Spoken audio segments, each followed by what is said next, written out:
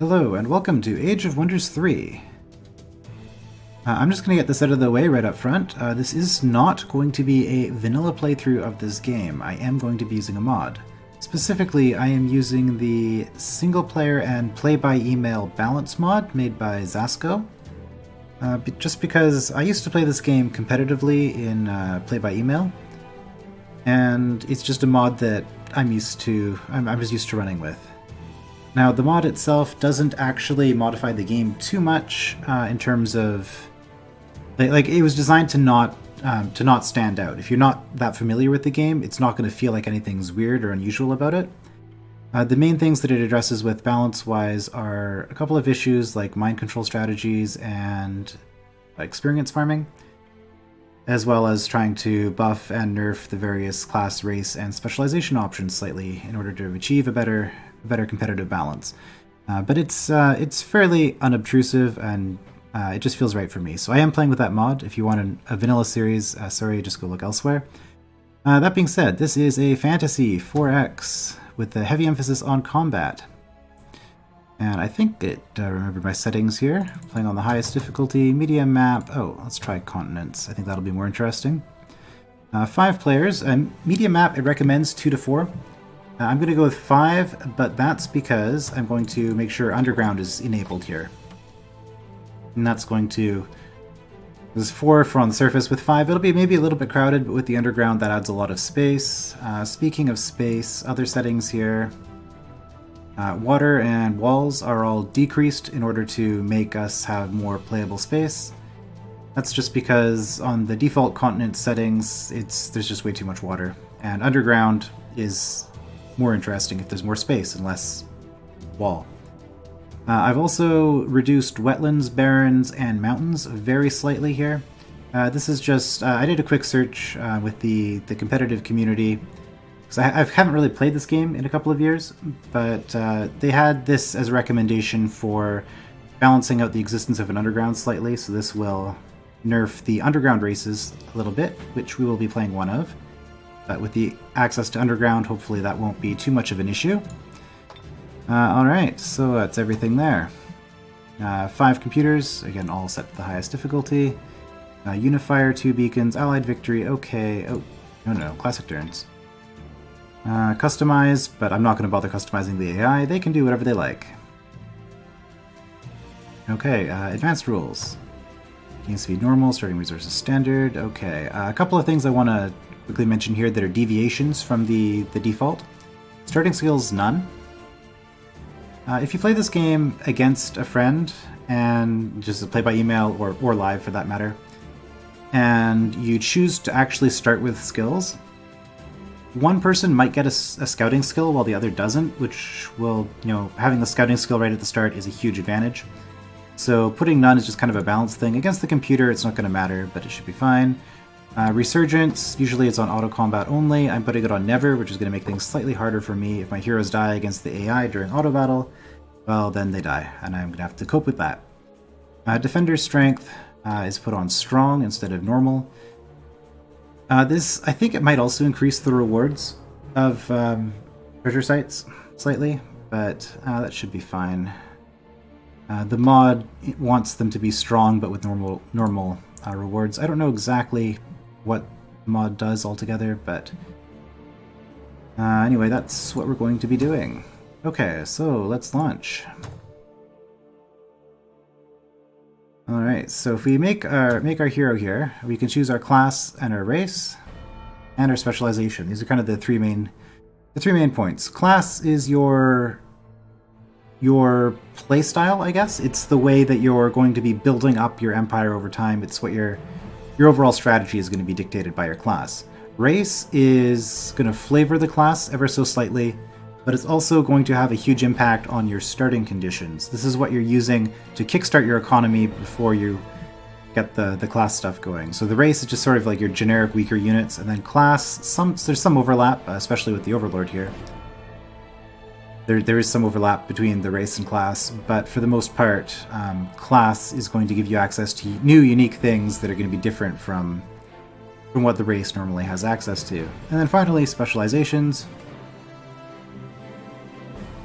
Something worth noting here, is that if you have a magic one, magics all have 2 levels, so if I want Earth, Basic Earth, and Master, Adept and Net Master, I need to grab both, obviously. That's true for all 6 magic spheres, Air, Earth, Fire, Water, Life and Death, as well as the elemental spheres. So Keeper of the Peace, if I want it to be good, there would be two ranks in each of those. And also in Wild Magic, it has 2 ranks. Everything else is just 1 to do whatever you want.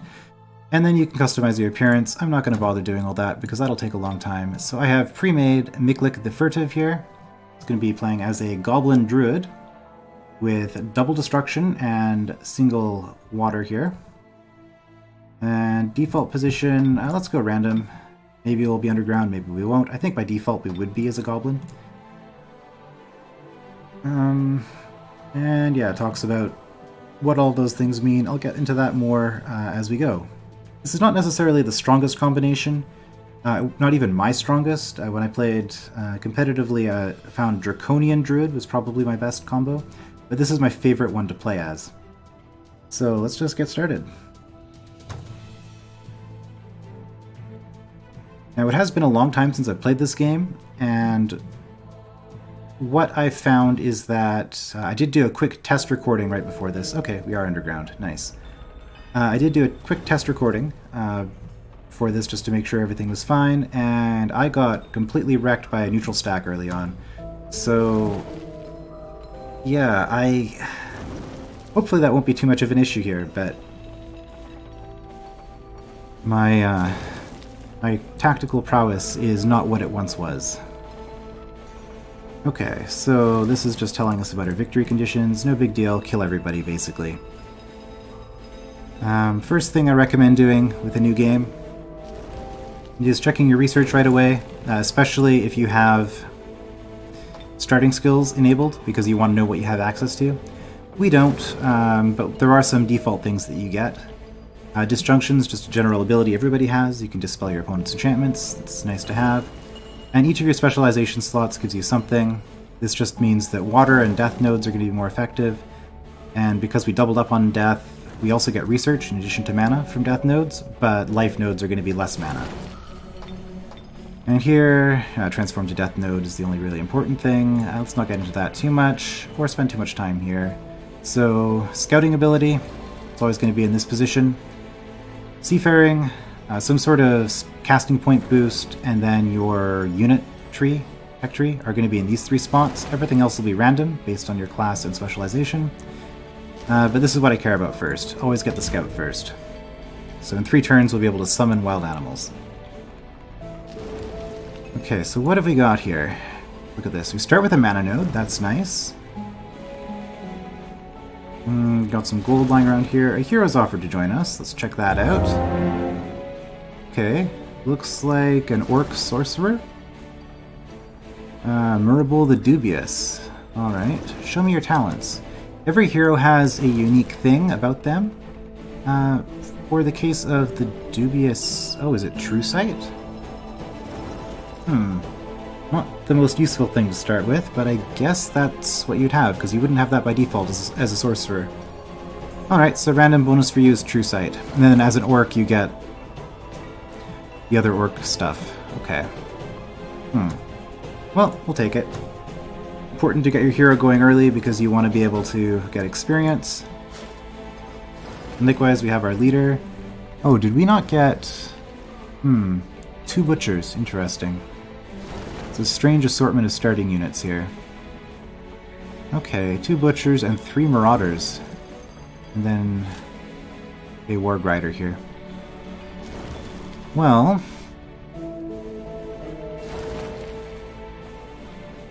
let's start by sending one of our marauders out just to scout around and pick up money for us. Okay, engineer, 2 engineers, 2 prospectors.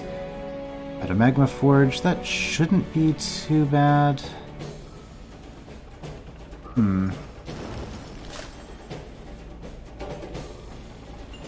Yeah, we might go for that early on here. Alright. So, you're limited to 6 units. in a stack at a time. But what about here? Engineer, Sun Guard, and Prospector. Okay, that looks pretty nasty. Sun Guards can be risky.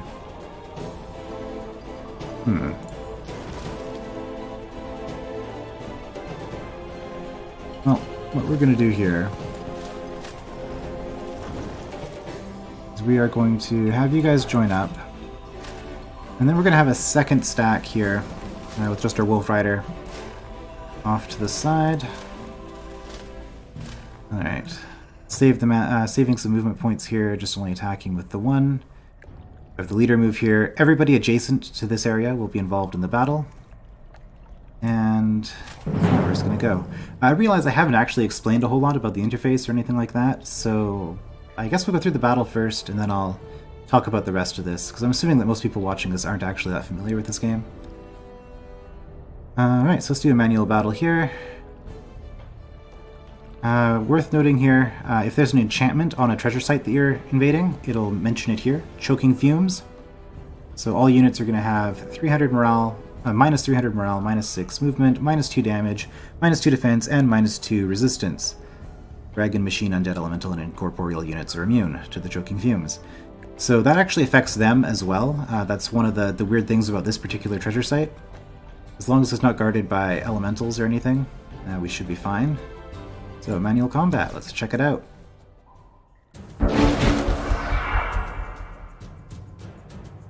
Alright, welcome to the combat map.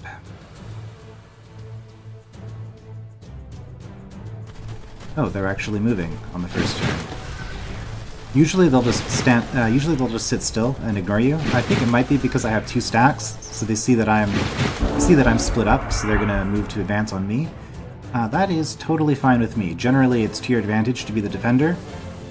So they're going to come to me, that's totally okay. I do want to change a few things here. Actually, it's the first time I've played this on this computer. So let's go to Tactical Combat Action Camera. Let's get that off. And play movement animation. Yeah, that's fine for now. We'll probably turn some of these things off after a while, but for now that's fine. Oh yeah, turn the music down, because the music's really loud. One of those games. I think that's okay. Let's turn off that. Oh, Tactical Combat High Camera View. Is this the opening? Oh, Tactical Combat Introduction. Let's get rid of that movie as well. Okay. So...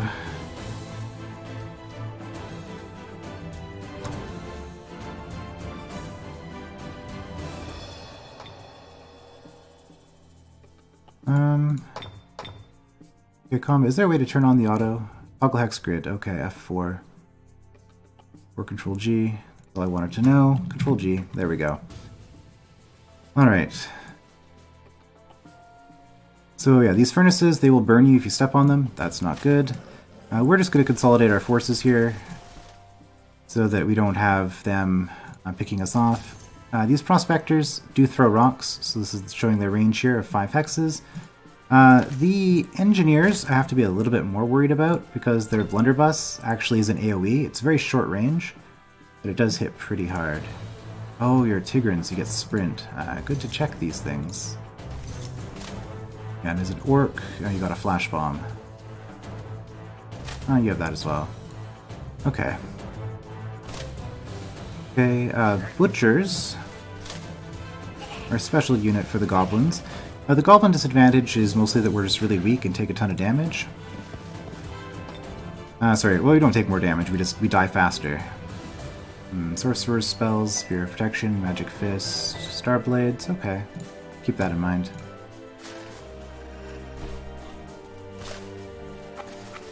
So yeah, goblins are weaker, but the butchers do have lifesteal, so that's a nice benefit for us.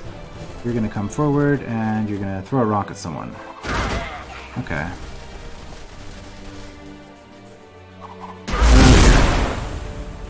Flash bomb, you've blinded one of my people. Okay. We actually kind of wanted to go around this way now that I think about it. Flash Bomb can't use for 2 turns. You can use this every turn though, I believe. Alright, well... if you're defending, you get defensive bonuses, but we're just gonna pick you off from a distance here. So range penalty, you can see on our rings here. We have a range of 5 hexes, but we do full damage within 3.5 up to 5. Let's just zap the Dwarf Prospector. Alright, that puts you... What's your movement range? Only up to here. Yeah, I think we still want you guys coming to us. Just check here. Yeah, so all my people are choking, blinded, cannot target units or objects more than 1 hex away with ranged abilities, cannot cast spells, does not provide attack of opportunity. Right, flanking is worse too. That's fine. The other thing we're going to do is use our longbow here. This is a special of the longbow, is the fact that you do full damage out to 5 hexes, so we're easily going to be able to kill the Prospector. You want to get the kill with your hero. I'm just going to show off here. We gained a little bit of experience there, 3 experience per shot with our range weapon. We're going to gain a bit more here. Gain 4, and then 5. Yep, so we gain 3 more experience for shooting it, and then 5 for killing it. So one of the things the mod does is it does lower the amount of experience farming you can do. It only let us gain experience off of this thing 4 times before we had to kill it for the extra experience. That's just a technical thing, it doesn't really matter too much. Alright, your movement here is fine. We're going to move you down, and then we're going to wait here and let them come to us. They're going to use the blunderbuss. Humble. Okay. Oh, I misjudged that. Yeah, so that was some pretty bad judgment on my part, where I was standing. But you can see their morale is not that good. Their morale is not that good because of the choking fumes. You did just hit me with the razor projectiles. I'm going to be taking 4 damage a turn on my sorcerer. That's a little bit annoying. Alright, Miklik has no spells yet. Right, so we do have Sphere of Protection. We did not get healed, though, with our wizard. That's fine. Okay. So how do these work? For melee units, it's a little bit different. If you have a green hex, let's just select somebody who has green hexes. You can move there and still get 3 actions. Every unit in battle has 3 actions. So we step here, we still have 3 actions. If we go into the yellow, we only get 2. We go to orange, we only get 1. That means that if we have 3 actions, we can attack up to 3 times. We can shoot our spell up to 3 times. If I moved here and attacked, I would only do 2 melee hits. If I moved here and then used my range weapon over here, say I wanted to move into range, I would only hit it twice. So that's something that's worth pointing out. It's also worth pointing out that you have defensively, if I attack and they counterattack, that's going to use up their action for their next turn. So you can, in that way, it's actually a nice balancing factor in this game. If you have a really powerful unit and your enemy has a ton of really weak units, they can just drain all of your attacks via retaliation so that you don't actually get to control what you're doing. And then they can keep running around you and smacking you in the back and getting flanking damage. So it is a nice balancing factor here. So my choice here basically is I step here and attack twice, or I'm going 1, 2, 3, which will make me orange, and then I'll get to flank them by attacking them from behind. However, I'm only going to hit them once. Now hitting them once with a flanking bonus does seem pretty good to me, so that's what I'm going to do. I'm going to go 1 step at a time so they don't do the straight line. So flanking means they don't get a retaliation. And as you can see, we have the lifesteal because the Goblin Butchers... well, just straight up lifesteal. That's what it says. Alright, so we've killed one of them. We have 3 more to go. The Prospectors, these are really weak. I'm not too concerned about it. Their Throw Stones ability only triggers once, even if they have all of their movement left. Likewise, Blunderbuss and Flash Bomb only trigger once. Okay, so we want to kill you. I think what we're going to do is we're going to hit you twice. We're going to hit you twice with the Wolf Rider. We're going to move in from behind so that we get the flank. And that way we get a flank, you turn around, we hit you a second time, and then you retaliate. Now it is worth noting, I've said that too many times in this episode, I need to stop saying it's worth noting. But tactical combat is very complicated in this game. This probably looks fairly simple because I'm playing a bunch of melee characters against a bunch of range characters that charged me, which is kind of an ideal situation. Yeah, it tells me 7 to 11 fire damage if I step on the furnace. But as far as this goes, combat-wise, I caused him to turn around to face me. So if I take this unit and go 1, 2, 3, I can get a flank over here and it'll turn around. Then I can move this one here, get a flank again, and it'll turn around. So you can really abuse the enemy's movement by using a bunch of melee units on them. Now, as a druid, that's not really what we're going to be doing. We specialize more in range units, but it's worth knowing. Okay, so here, I could hit this twice, or I could zap it 3 times. You can see I do the same damage in melee and at range, but with range it's not going to retaliate. So let's just do that. This should kill it. Excellent, more experience for the sorcerer. You really want to stack experience on your heroes as much as possible. One other thing to quickly point out here, different units have different tier values. These are all tier 1 units that we're fighting. The experience you get for attacking them depends on the tier that they are. Okay, we have a guaranteed kill with a... with a flank we have a guaranteed kill. We could move here, it's a little bit risky. But I say risky because then you can counterattack us, but we can hit this without getting flanked at all, and we're guaranteed to kill. Sorry, without getting retaliated against, I mean. And since this guy has lifesteal, I would very much like to get a hit with them. Experience on the Butcher isn't bad. Regular units also level up, but they're less cool because you don't get skills with them, you just get preset abilities. Okay, that just leaves us with you. We can hit you once with our Marauder, which we would like to do. However, I think we're going to hit you 3 times with the Druid here. Let's see, we average 11 damage per shot, so there's a good chance we'll kill you. So far, so good. Okay, excellent. That's what we wanted. But if we didn't kill them, we would have run the Raider in there, just to prevent the enemy from getting an attack. Alright, so that was reasonably good. We didn't take too much damage, killed everything. 20 experience on both of our heroes. That's very good. Gained some gold for looting the place.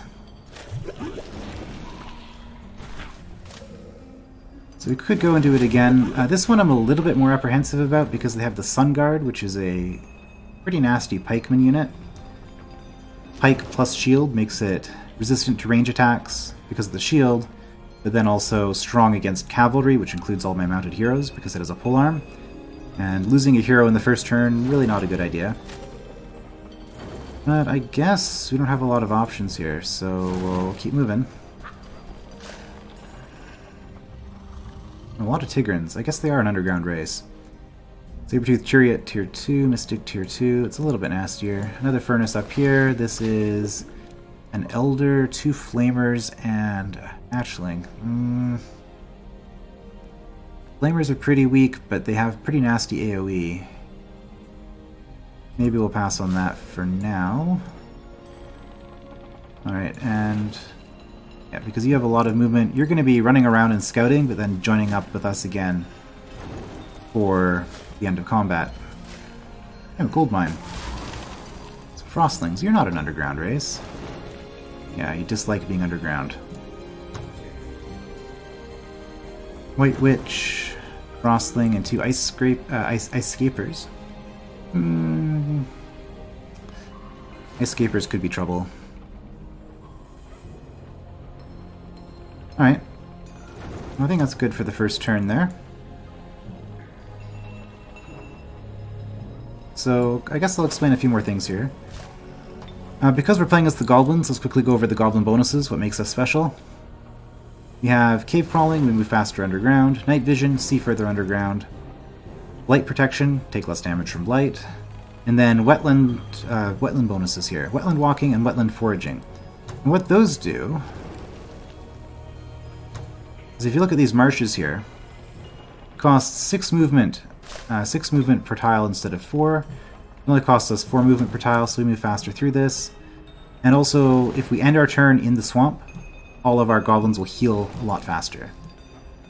Now, our hero is an orc, so unfortunately Murable does not get any of those benefits and will be slower moving through the swamp, but she's on a horse, so she moves faster anyway than the regular infantry. Probably fine. Her bonuses as an orc is, again, night vision, but also victory rush. Every time we win a battle with her, she immediately regenerates 10 health. So that's pretty cool. Finally, let's just pick a building here, build new units, new buildings, or do some funky stuff. This is our throne city. If we lose the throne and our hero dies, we lose the game. If our hero dies, we control our throne, we respawn in 3 turns. Alright, let's start with the Builder's Hall. So looking at our resources, we've got gold, mana, research, and casting points. Casting points determines how much mana your leader can spend on any given turn. Even though we have 50 mana, we can only actually spend 20 of it right now. This is the income of our village. It looks a little bit different. Gold and mana income is there. No research currently. And production. Production's important. If you look at this Builder's Hall, which is what we're going to build, first, it cost 100 gold. That means that we can spend... we spend 100 gold to build it, but we also need 100 production to finish it. 1 production per gold or mana. The Builder Hall's bonus is it gives us 20 more production, so it's just going to make us build everything else faster. This is important enough, I'm actually going to rush this, which is going to cost me 50 gold per turn, and also some population. Not some population, sorry, some happiness in the city. And finally, this is city growth. In 8 turns, our city gets bigger, which increases all of our values here, and also increases our boundaries. And population growth per turn. As goblins, this is our economic bonus. Every race gets a different bonus to their towns. Ours is that they grow faster. Okay, so our immediate goal here is sort of to scout out around our starting area a little bit, find some more cities to conquer, and also level up our leader, especially, but also that other hero, if we can. Okay, so we finished the Builder's Hall. So change. Now that we have the Builder's Hall, let's see, we're up to 50 production here. Yeah, we get a little bit of a bonus here because we're a happy city for various reasons. Goblins like swamp, which helps because we've got swamp nearby. So because we've got the Builder's Hall, we can build some more stuff here. I kind of want some more units, though. A Swarm Darter might not be bad. It's really weak, but it's a powerful ranged unit. Early on, I don't really need another Marauder. An Untouchable for scouting, maybe. Or we can just go straight for a Laboratory. I think I'm going to go for the Untouchable first.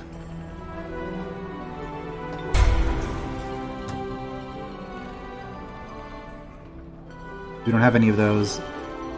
That's kind of the most basic unit that we have, but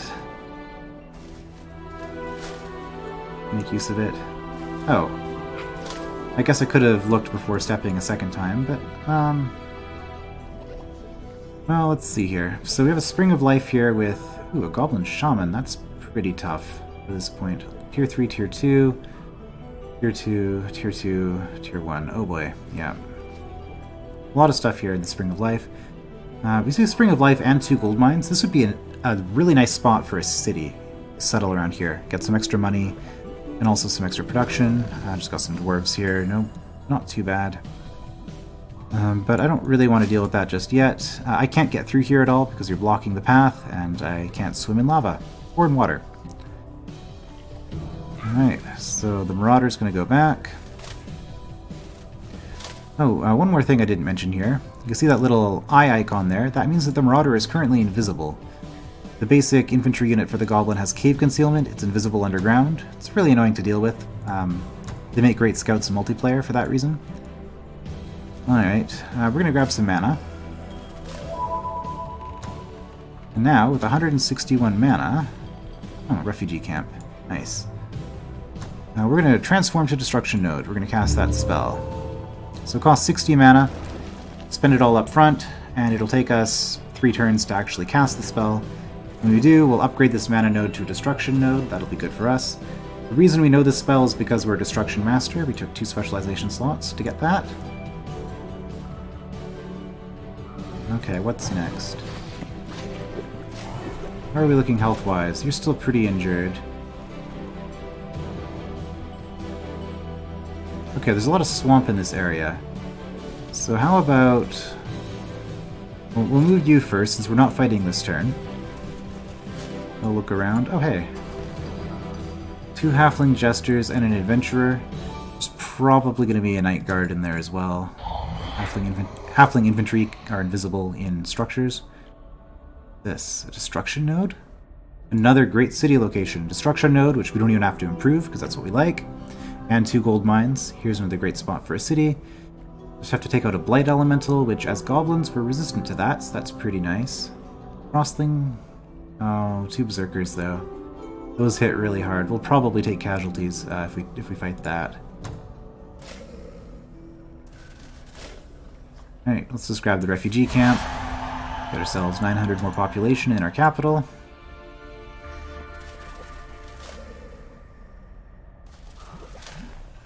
Ooh. Firstborn, I don't think we're touching that anytime soon.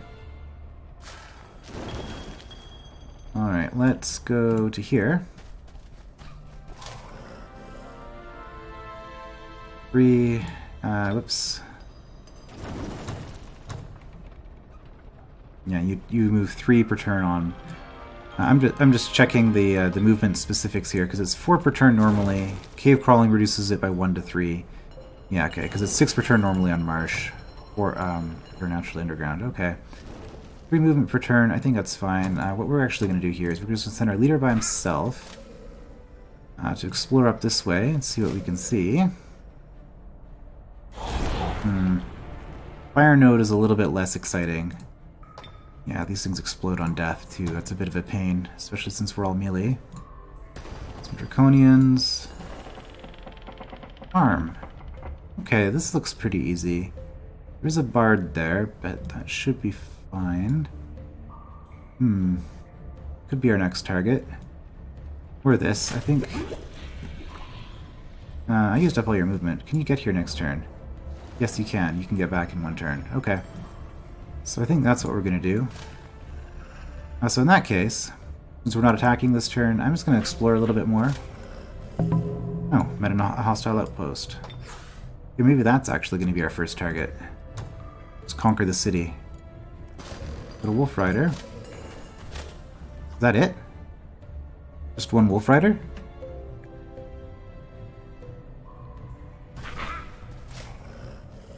Okay, well in that case, actually, let's just move up here. Conquer the city. I could have actually stayed here. That would have been fine. It's okay, they're adjacent to each other, so if we get attacked, then we're not going to be hurt.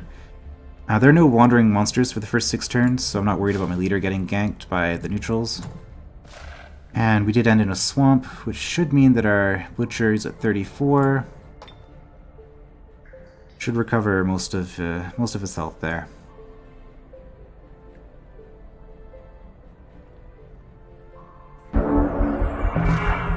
Up to 49, yeah, 15 healing in 1 turn. Pretty nice. Okay, we got ourselves an untouchable. Change. I think we're going to get some research right away. It's going to take us 3 turns. Because, again, 125, we're at 50 production, so it works out without too much waste. Also in 3 turns we grow, which will be good. I would like to have cleared this by the time we grow, but I guess that could be our next target after we conquer the city. Alright, your exploration. Not the best. Because everything's blocked off by the lava. Underground can do that sometimes. Alright, well I don't want to go too far afield with you, because I want you actually with my main army for attacking stuff, because you're a stronger unit. So let's just explore up here. Alright. Nothing to see.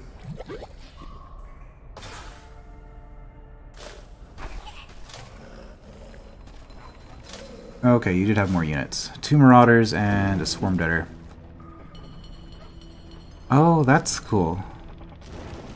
Okay, I take back what I said. Your True Sight ability. Surprisingly useful, because all these goblins are hiding. Not that it's that big a deal. Just that. Bunch of draconian raptors for some reason, guarding a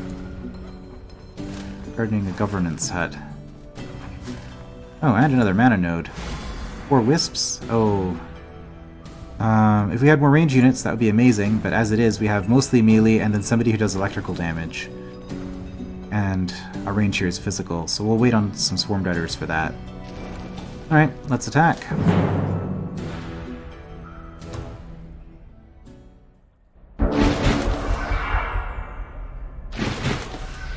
Okay, yeah, so this time they're just going to sit back and do nothing.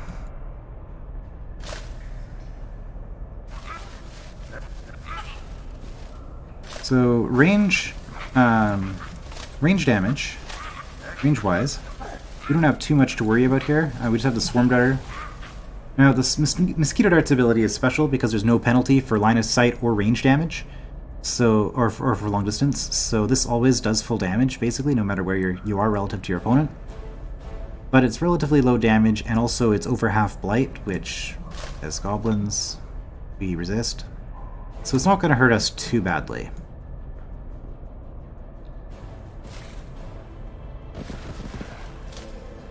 I think we're just going to move up here. Double click just to move faster. Oh, right. They're going to move. They're going to move to defend the walls. That's right.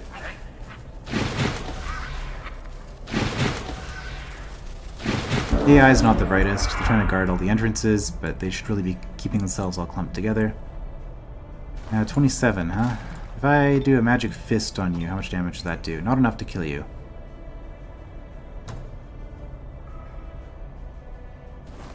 Well,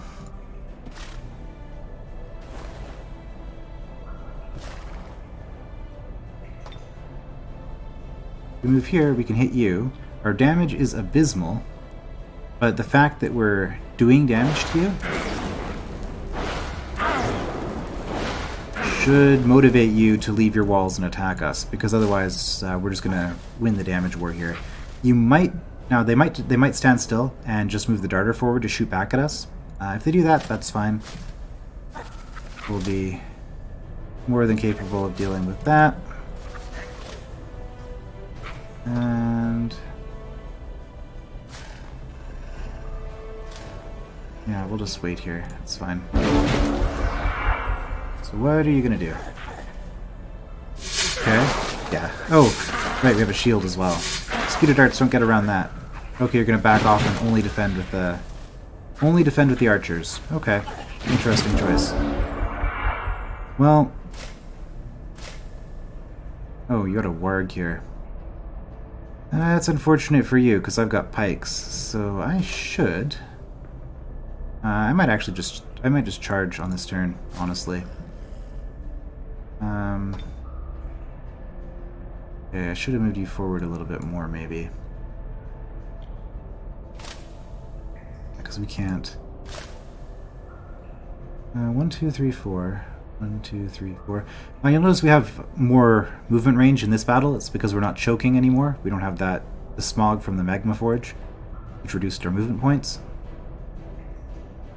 How much damage do you... Can't reach target. Well, you can reach the target. We just need to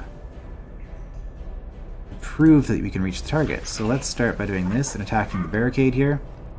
Goblin Marauders get a bonus to structures, but these only have 1 hit point anyway. So yeah, we can hit it pretty hard. Or if we really wanted to be jerks, we could move next to it and defend. And then it's forced to attack us. But we have first strike and alarm bonus against them. That actually might be what I do.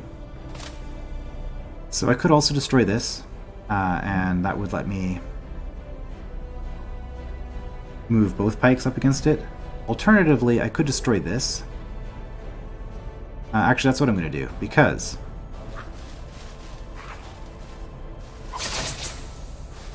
because we're going to move you here and defend. But before we do that, we can say goodbye to our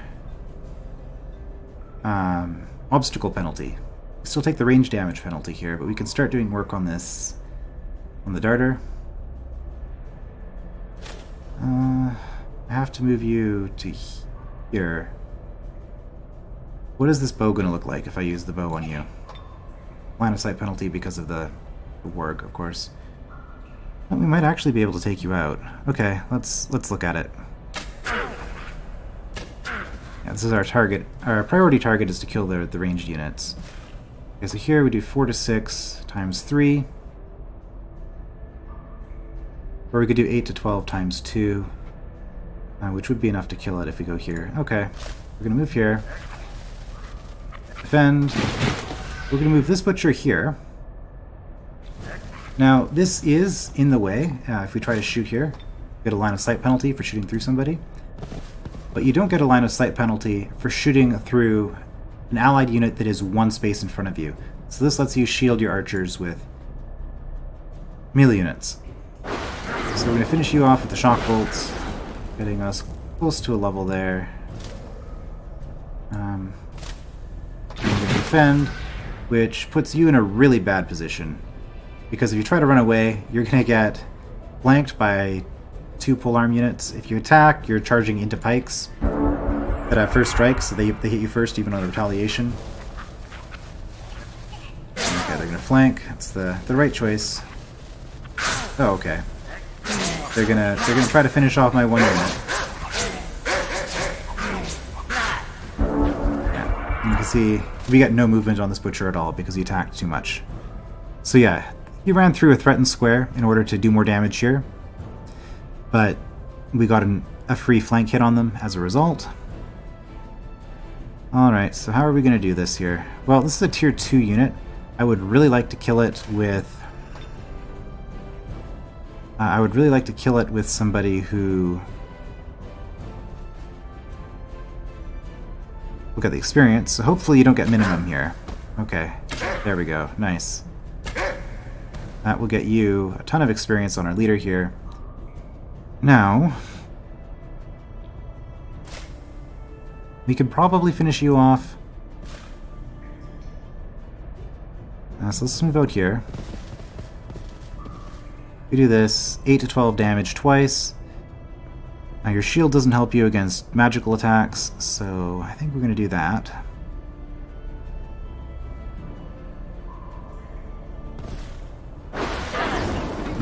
I regret that decision. I should have moved here and only done a single attack, but caused him to turn around more, because then we could have flanked with the pike here. Okay, well, what we're actually going to do is we're going to move up here, destroy that barricade. That lets me... Actually, I can run you all the way through because you're facing this way, which means you only threaten these three tiles. So I can run around behind you and you won't see me.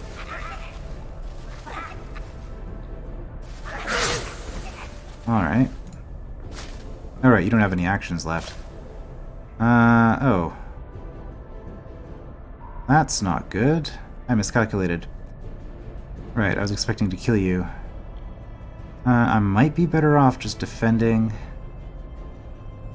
No. So kill that. You're going to attack into this twice. Hopefully not kill it.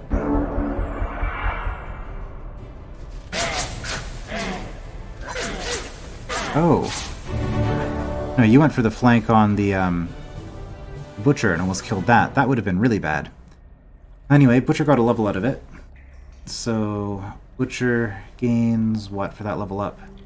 Left click for full detail units, sure. +1 melee attack, +4 health. Okay, not bad. Generally at elite level, everybody gets something pretty special. Okay, we won. A city awaits its fate. Okay. So we can release it as a vassal, absorb the city, plunder the city, or raise the city. Plunder gets you a bunch of golden mana right away, but will have some consequences. Raising will just have consequences. Absorb is what we're going to do, just make the city our own. Release as vassal makes it into a neutral city that will then give us a percentage of its income every turn. There's also the plus 50 gold alignment there and minus 150 black and red alignment. That's good and evil points. So we can become more good by releasing it as a vassal or become more evil by plundering or raising it. Absorbing it as neutral. In 4 turns, this will just be our city. I'm okay with that. I'm actually going to be playing an evil playthrough here, so I'm going to be avoiding the good actions and trying to focus on becoming evil. Just because it's good to have a focus one way or the other. If you maintain neutral, it's okay, but if you become evil and then become good later, not so good. And because we have destruction magic, we have some abilities that are specifically going to give us evil points. Alright, a few more things to do here. The Untouchable is a scout unit, but it also is a bit unusual in that it has... where is it? Tunneling. So there are 2 types of walls in the underground. Here's rock wall and dirt wall. Some special units, like the Untouchable, can dig through the dirt. This gives you a small amount of gold and also opens up space. I believe it's always going to be barrens underneath it. This takes quite a bit of movement to do.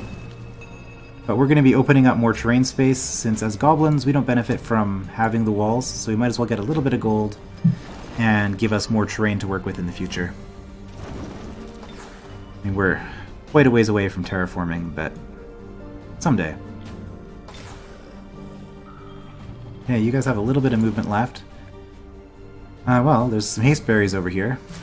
Let's grab those. Fully restores our movement. Also provides plus 5 production points if it's in the range of the city. So we have full movement left. Let's take our hero, because our hero can move relatively far. Let's just take a peek in here and see what we can see. Lucky Cloverfield. Ancient Ruins. Maybe city potential in this area. We'll check it out more thoroughly in the future. For now... oh, that is nasty. 3 knights. Halfling Eagle Rider, also pretty nasty. I guess actually... oh no, we are really injured. We don't want to mess with that. And yeah, we'll wait until we have a Swarm Darter. So we're actually going to... I guess just go here. So that we can stay... oh wait, no, what am I doing? You guys can move further. Alright, we're going to go as far as we can while staying in the wetlands. And you're going to join up. There's no risk of the city revolting on us, so that's fine.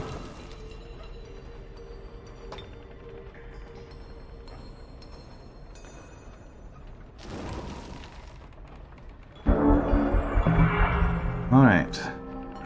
I'm not going to do another turn, but I am going to do a few little... I'm going to do my upkeep stuff, and then I'm going to call it. I just kind of gave a quick start to what this game is about, so I can show off a few more little neat things here before we start getting into more exploration. First of all, we researched something. It specifically was our unit tech, so we got the next Druid's unit tech option here, which is to produce hunters. We'll have to build these in our cities. We also, starting research, you have 3 blank slots. The first 3 skills that you research unlock 1 new slot for you. So we just unlocked Scorched Earth. These things are all pretty cool, but we'll worry about those in the future. We have other things to worry about still for the moment. This is still pretty fast. I would like to get the Hunter as early as possible. The techs that are available are random, so they're based on our class, on our specializations, and some of them are just available to everybody, like terraforming, for example. Something that everybody has access to. Yeah, we're going to produce the Hunter. Transform, we finished our spell. So you can see our casting points are still at 20, but that's because we haven't cast it yet. We're down to 0. which means that our leader cannot cast a spell this turn. That's fine, because he doesn't really know any spells anyway. That increased our town to gain a little bit more mana and research every turn, 5 more of each. Puts us up to 26 research. So, not bad. Aside from that, it's just unit movement, because we're still building, and I'm going to deal with that in the next part. So yeah, that was Age of Wonders 3, an introduction to the series, and I will see you next time.